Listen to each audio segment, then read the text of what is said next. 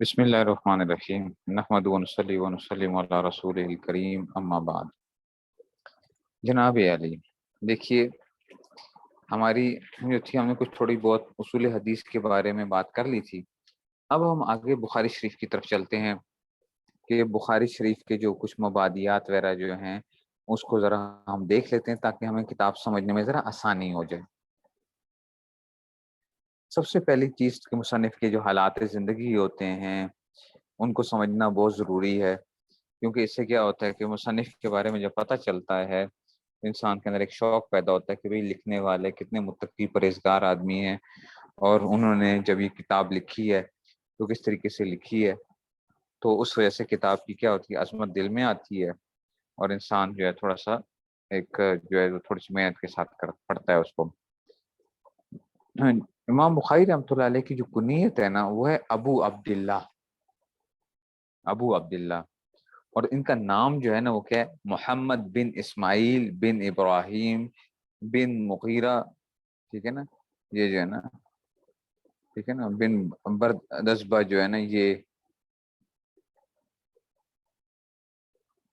تو کیا ہے، محمد بن اسماعیل بن ابراہیم بن مغیرہ بن بردسبہ جو ہے یہ ان کا کیا ہے، ٹھیک ہے نا، بردسبہ، ٹھیک ہے نا، یہ محمد بن اسماعیل بن ابراہیم بن مغیرہ بن بردسبہ۔ اچھا جی، بردسبہ بچو اصل میں نا یہ نا اس کے معنی ہوتے ہیں کاشتکار کے، کاشتکار کے، کاشتکار کے جو ہیں، اور جو یہ بردسبہ تھے یہ اصل میں مجوسی مذہب پر فوت ہوئے تھے، یہ جو تھے ان میں سے مجوسی، ٹھیک ہے نا، بردسبہ جو تھے، ان کے بیٹا جو ہے بردسبہ کا بیٹا ہے جو مغیرہ جو ہے، ٹھیک ہے نا، یہ مسلمان ہوئے تھے بخارا کے اندر جو تھے، ٹھیک ہے نا، بخارا کے اندر یہ مسلمان ہوئے تھے،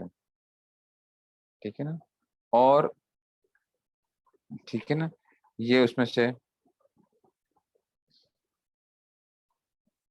یہ اس وجہ سے یہ اس میں سے یہ وہاں پہ وہ ہوئے ہیں۔ اچھا، امام بخاری رحمۃ اللہ علیہ کے جو والد ہیں، ٹھیک ہے نا، وہ کیا ہے نا، اسماعیل نام ہے ان کا،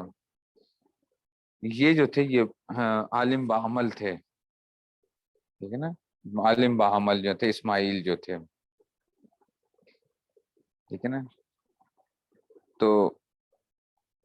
یہ اس میں سے ان کے بارے میں کہا جاتا ہے۔ امام بخاری رحمۃ اللہ علیہ کی جو ولادت ہے وہ بخارا شہر کے اندر 13 شوال 194 ہجری میں بروز جمعۃ المبارک نماز جمعہ کے بعد ہوئی، ٹھیک ہے نا، 13 شوال 194 ہجری بروز جمعۃ المبارک نماز جمعہ کے بعد ہوئی، اور وفات جو ہے وہ یکم شوال 256 ہجری کے اندر، یکم شوال 256، یعنی 62 سال عمر بنتی ہے بچوں، سوچو ذرا، 62 سال عمر، اور یہ بروز ہفتہ، ٹھیک ہے نا، یعنی یکم شوال، یہ عید الفطر کی رات جو تھی نا، یکم شوال سے مراد عید الفطر کی رات اس وقت تھی نا،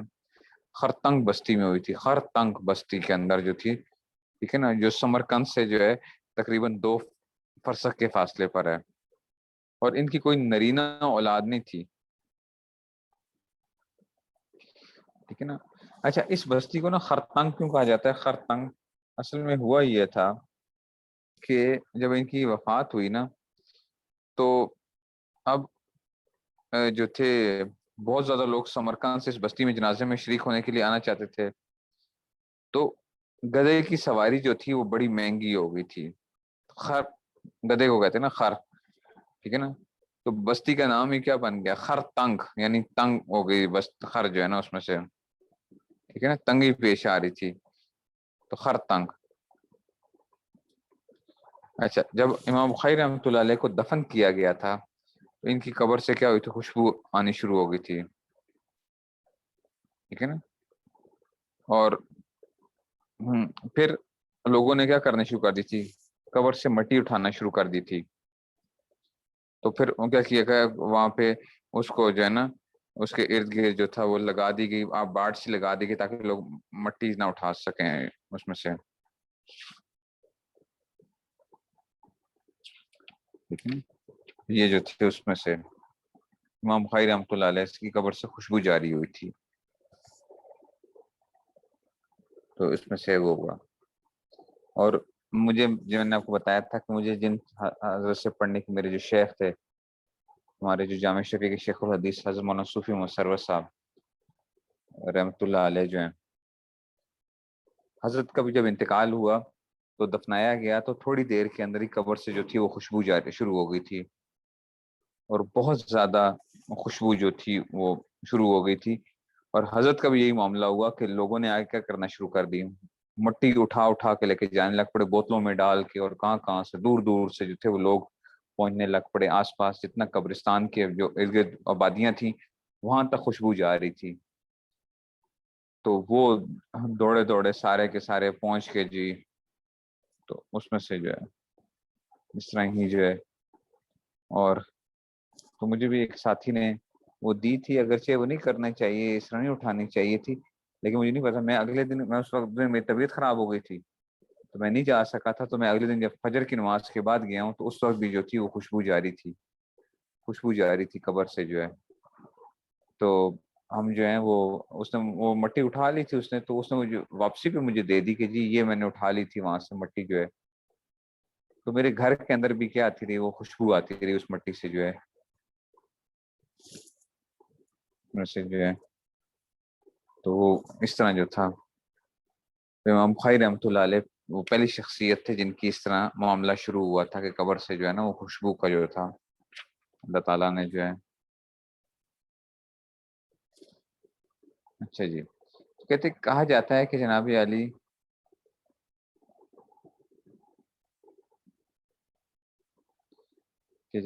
علی اس میں سے یہ جو بخاری شریف ہے،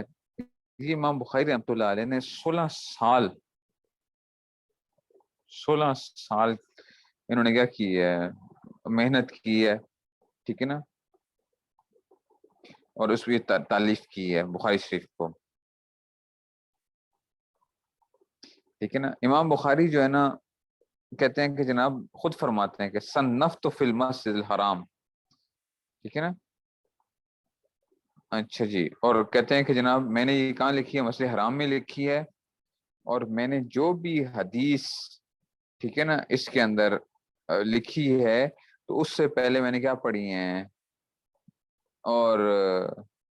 میں نے 2 رکعتیں پڑھی ہیں، ٹھیک ہے نا، 2 رکعتیں پڑھی ہیں اللہ تعالیٰ سے جو ہے نا وہ کر کے، اور اس میں سے بعض یہ کہتے ہیں کہ جی غسل فرماتے تھے اور پھر کیا 2 رکعتیں پڑھ کے پھر اس کے بعد اس میں تحریر کیا کرتے تھے، ٹھیک ہے نا، یہ بھی کہا جاتا ہے کہ اس میں سے،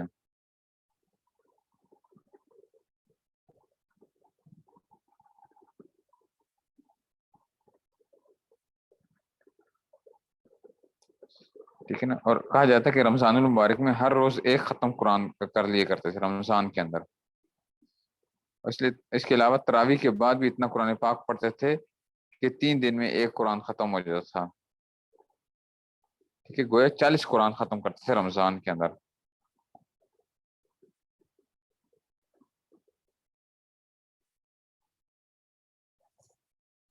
40 قرآن، کیا لوگ تھے ویسے، عجیب شخصیات تھے ویسے، سوچنے والی بات ہے ایسے۔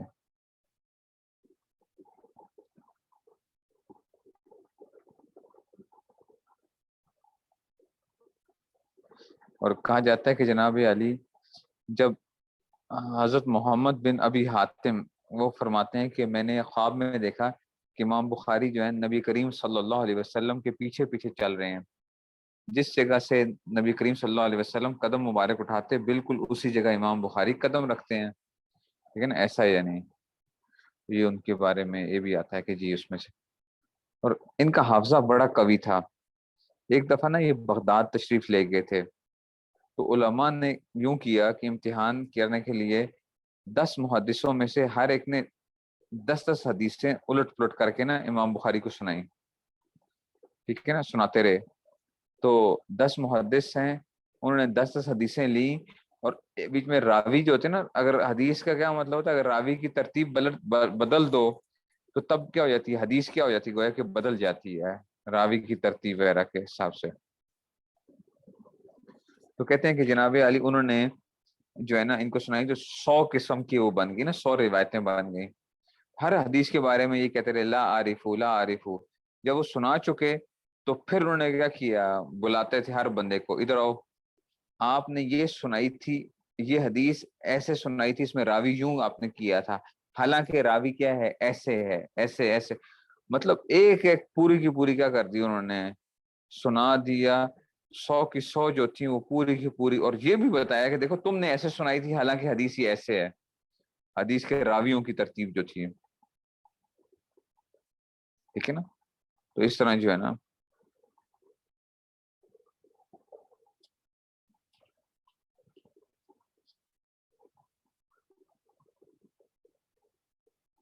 ہے نا، اور ان کی زندگی میں بڑی مشقتیں آئی ہیں۔ اچھا سوچو، یہ تو آپ کو حالات اگر پڑھیں گے نا امام بخاری کے، میں آپ کو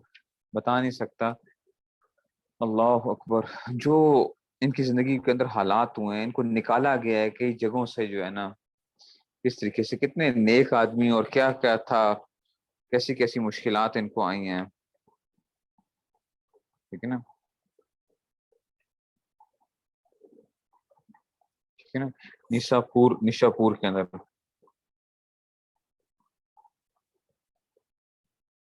ٹھیک ہے نا، اس میں سے نیشاپور سے نکالا گیا، ایران کے اندر ہے نیشاپور، ٹھیک ہے نا۔ تو پھر اس طرح یہ مختلف جگہوں کے اوپر،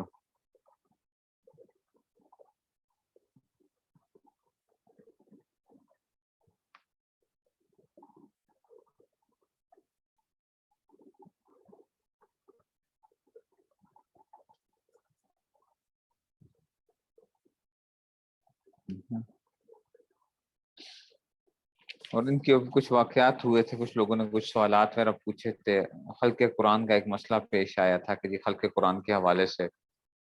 وہ ایک لمبی بحث ہے، وہ پھر ایک بات کہاں سے کہاں چلی جائے گی، امام احمد بن حنبل رحمۃ اللہ علیہ کے جو ایک وہ چلا آ رہا تھا، اس وجہ سے،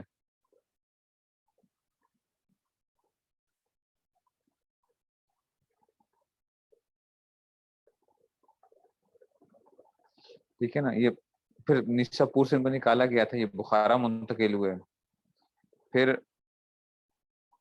اچھا جی، کہتے ہیں کہ بخارا کے حاکم نے نا امام بخاری کو پیغام بھیجا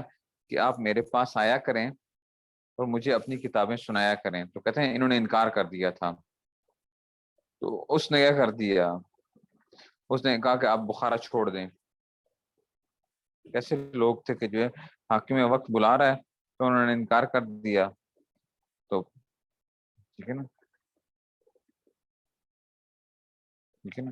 ان کو جو ہے نا وہاں سے جو ہے نا وہاں سے بھی نکال دیا گیا، بخارا سے جو ہے، ٹھیک ہے، پھر کیا ہوا، یہ کہا جاتا ہے کہ یہ سمرقند تشریف جانے لگے، ٹھیک ہے نا، سمرقند تشریف لے کے جانے لگے عید الفطر کی رات کو، ٹھیک ہے نا، اور پھر ابھی کہتے ہیں کہ انہوں نے امامہ باندھا، موزے پہنے، 20 قدم چلے تھے، لیکن کیا ہوا، ذوف محسوس ہوا اور لیٹ کی، اور وصال جو ہے نا ان کا وہ ہو گیا تھا اس میں سے جو ہے نا، ٹھیک ہے نا؟ تو یہ جو ہے نا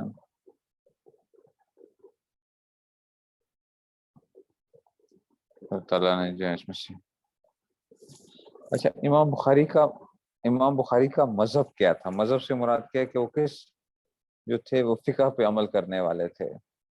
ٹھیک ہے، جیسے حنفی، شافی، مالکی وغیرہ جو ہے، تو تاج الدین سبکی جو ہے نا ان کو کہتے ہیں یہ شافی المذہب ہیں، یہ ایک قول یہ کہ یہ شافی مسلک کے تھے، دوسرا قول یہ کہ یہ خود مجتہد تھے، ٹھیک ہے نا، اور ان کی کتاب سے بھی یہ لگتا ہے کہ یہ خود مجتہد کے درجے پہ تھے،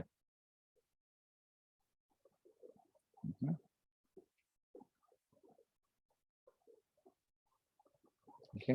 اچھا، ان کی کتاب کے اندر نا امام شافی کا نام نہیں آئے گا بخاری شریف کے اندر، ایسے امام ابو حنیفہ کا نام نہیں آئے گا بخاری شریف میں، نہ امام شافی کا نام آئے گا،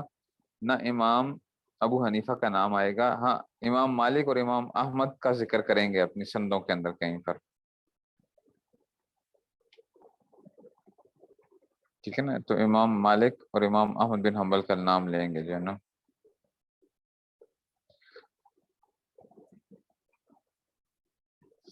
اگلی بات کہ بھائی بخاری شریف افضل ہے یا مسلم شریف افضل ہے؟ کون سی افضل ہے ان دونوں کتابوں میں سے؟ تو کثرت سے علماء کا یہ قول ہے کہ جناب صحیح بخاری کو صحیح مسلم پر ترجیح ہے، ٹھیک ہے نا۔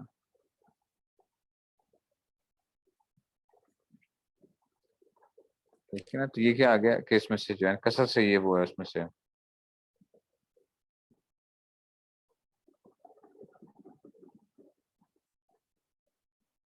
ٹھیک ہے جی، تو یہ اس میں سے اس لیے کہا جاتا ہے کہ جناب اس میں سے، اچھا صحیح بخاری میں نا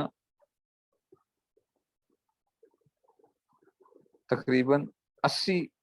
راوی متکلم فی ہیں صحیح بخاری میں، متکلم فی یعنی جن پہ کلام کیا گیا صحیح، اور صحیح مسلم میں 160 ہیں۔ صحیح بخاری میں جو راوی متکلم فی ہیں وہ 80 ہیں، اور مسلم کے اندر 160 ہیں،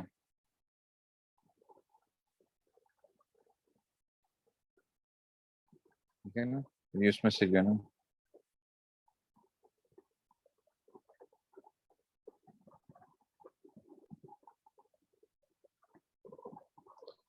ٹھیک ہے جی، تو اس لیے کہا جاتا ہے کہ جی اس میں سے،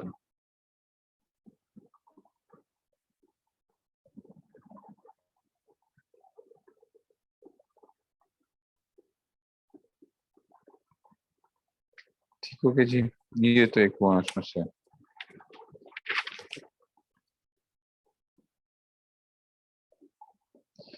وہ اس طرح ہی بخاری شریف میں جو ہے نا استنباطات، استنباطات کا مطلب مسائل کا نکالنا جو ہے وہ بہت زیادہ ہیں مسلم کے بارے میں، ٹھیک ہے نا، اس میں سے استنباطات زیادہ ہیں۔ اچھا، بخاری شریف میں عجیب و غریب نکات پائے جاتے ہیں جو مسلم شریف میں نہیں ہیں، ٹھیک ہے نا؟ امام بخاری نے طبقہ اولا کے راویوں کے علاوہ، کل بتایا تھا نا طبقہ اولا طبقہ ثانیہ وغیرہ جو تھے، طبقہ اولا کے راویوں کے علاوہ جو طبقہ ثانی کے راوی لیے نا وہ انتخاب کے بعد لیے ہیں، اور امام مسلم نے طبقہ ثانیہ کے راوی جو لیے تھے وہ بلا انتخاب لیے تھے، کل بھی یہ بات بتائی تھی، ٹھیک ہے، اس لیے بخاری شریف کی سند کیا ہوگی؟ قوی ہوگی۔ تو یہ کچھ باتیں ہیں جس کی وجہ سے کیا ہے بخاری شریف کو کیا ہے ترجیح حاصل ہے کس کے اوپر؟ مسلم شریف کے اوپر۔ اچھا جی، صحیح بخاری کے فضائل کیا ہو سکتے ہیں؟ امت کا اجماع ہے کہ قرآن کریم کے بعد سب سے زیادہ صحیح کتاب جو ہے نا وہ کیا ہے؟ وہ کیا ہے؟ وہ بخاری شریف ہے، اور اس کے بعد پھر صحیح مسلم ہے۔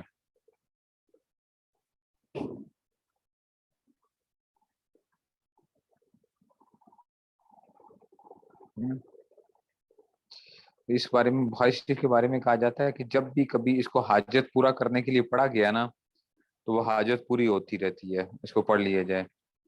تعاون کے زمانے میں جس گھر میں پڑھی جائے اس گھر والے کیا ہوتے ہیں؟ تعاون سے محفوظ رہتے ہیں، ٹھیک ہے نا۔ اسی طرح ہی اس کی ختم کے اوپر کیا ہوتا ہے جب بخاری شریف جو وہ مکمل ہو دعائیں قبول ہوتی ہیں۔ یہ جو ہے نا بخاری شریف اس لیے بڑی ہی ایک اہم کتاب ہے، مطلب دعا کرو تو انشاءاللہ دعا پوری ہوگی آپ کی، بخاری شریف پوری پڑھ کے اس کے بعد دعا کرو تو انشاءاللہ جو ہے نا وہ دعا قبول ہوگی۔